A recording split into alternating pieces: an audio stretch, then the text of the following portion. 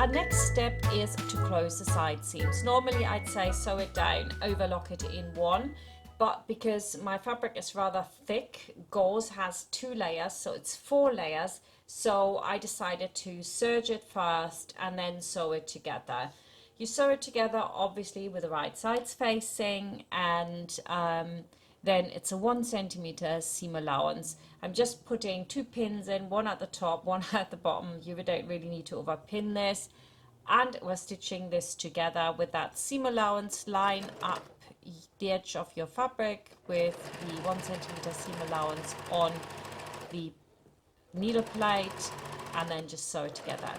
Now, one thing I want to say though about ironing, depending on which fabric you use, it's a really good idea to iron the seam flat first and then iron it apart. And if you have one, use a tailor's clapper to weigh down the fabric, because it'll give you a pristine seam.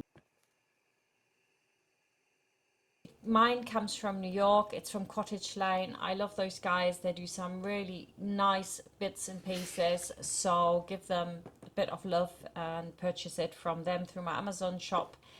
And that's it already. Now we can go on and we can sew the hem. So I see you in the next chapter.